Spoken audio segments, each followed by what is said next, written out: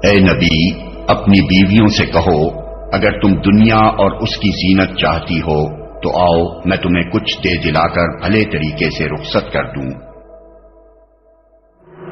مسلم شریف کی حدیث ہے کہ نبی علیہ السلام نے فرمایا کہ میرے غریب اصحاب میرے امیر اصحاب سے 40 سال پہلے جنت میں چلے جائیں۔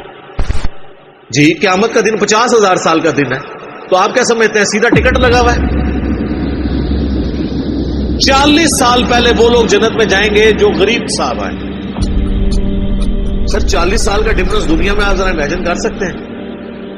اہل جانا دونوں جنتی گروپ پارٹیاں ہیں، لیکن جنہوں نے مفلسی کی زندگی گزاری ہے، فقر کی زندگی گزاری ہے، اسی لیے صحیح بخاری مسلم میں آتا ہے عبداللہ بن عمر ہمیشہ غریب صحابہ کے ساتھ اپنا وقت گزارا کرتے تھے، اور لوگ پوچھتے تھے کہ کیوں؟ وہ کہتے تھے اس لیے کہ میں نے خود حضور سے سنا ہے کہ میرے غریب ساتھی جو ہے نا میرے امیر ساتھیوں سے 40 سال پہلے جنت میں۔ یہ تو میرا ایک فیوریٹ ٹاپک ہے اور میں پورے پیشن کے ساتھ اس پہ بول سکتا ہوں، اس لیے کہ میں صرف باتیں نہیں کرتا ہوں، میں کوشش کرتا ہوں کہ میں اپنی زندگی میں بھی اس چیز کو اڈاپٹ کروں۔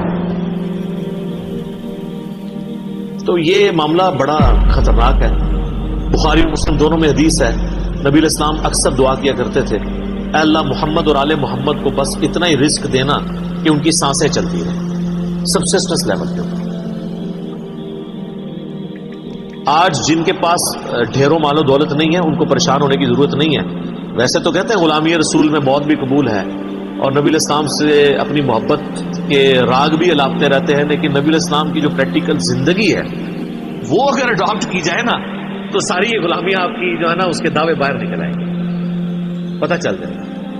تو کیونکہ قرآن حکیم کی ساری تعلیمات جو ہیں وہ کنڈیم کرتی ہیں مال و دولت کو زیادہ تعداد میں جوڑنا، کیونکہ یہ فتنے میں مبتلا کر دینے والی چیز ہے، لیکن یہ جواز ہے، اور وہ اس کے ساتھ کہ آپ نے اللہ کی راہ میں خرچ کرنا ہے، پھر آپ بے شک جوڑیں۔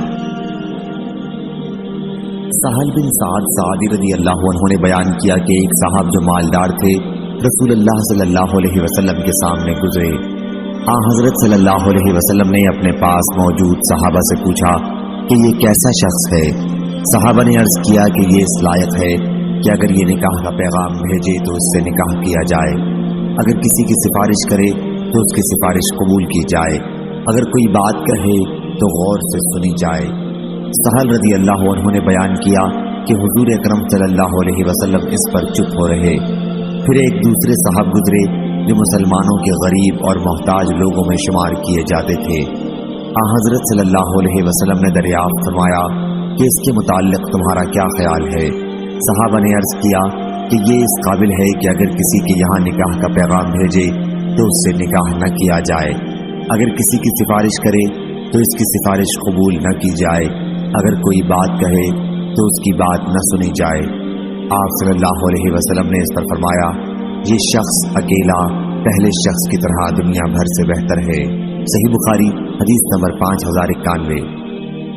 کہ میں آپ کو یہ بتا دوں کہ اس وقت جتنے لوگ ارب پتی بنے ہوئے ہیں نا، انہوں نے زندگی میں کم از کم ایک چھکا ضرور مارا ہے کسی وقت، کہیں نہ کہیں انہوں نے ایسا معاملہ کیا ہے اور وہ تھریشولڈ پوائنٹ کراس ہوا اور اب معاملات چل پڑے۔ ورنہ حلال کے مال میں ساتھ ساتھ زکات نکالیں تو مشکل ہوتا ہے کہ اس بڑے لیول پہ انسان پہنچ جائے، پہنچ سکتا ہے لیکن بہت کم۔ پھر ظاہر ہے کہ انسان کو آخرت کی فکر بھی ہوتی ہے۔ میں بالکل وہ صوفیوں والی بات نہیں کر رہا کہ جناب آپ جو کچھ مال ہے تو وہ مولوی صاحب کے حوالے کر کے تاکہ ان کے بچے وہ یاشی کرتے رہے اور آپ خود بیٹھ گئے، نہیں نہیں نہیں، یہ نہیں میں کہہ رہا۔ میں کہہ رہا ہوں جس چیز کا جتنا ریشو پروپورشن ہے اتنی ایفرٹ اس کے اندر پٹ کریں۔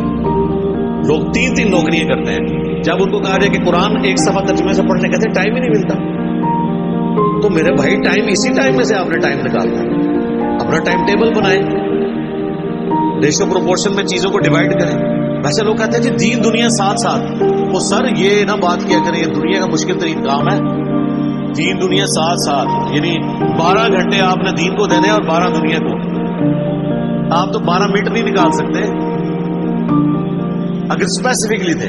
اگر کہتے ہیں نا ہم یہ باقی سارے معاملات بھی، رزق کمانا بھی عبادت ہے، یہ ٹھیک ہے، یہ اپنی جگہ ہے، لیکن اسپیسیفکلی جس طرح آپ دنیا کو ٹائم دیتے ہیں اسی کنسنٹریشن کے ساتھ دین کو ٹائم دینا بڑا مشکل کام ہے۔ وہ تو آپ نے کرنا ہی کرنا ہے کہ آپ نے زندگی کے ہر لمحے میں دیکھنا ہے کہ کون سی چیز اللہ اور اس کے محبوب صلی اللہ علیہ وآلہ وسلم کی نافرمانی کی طرف لے کے جا رہی ہے اور کون سی تابع فرمان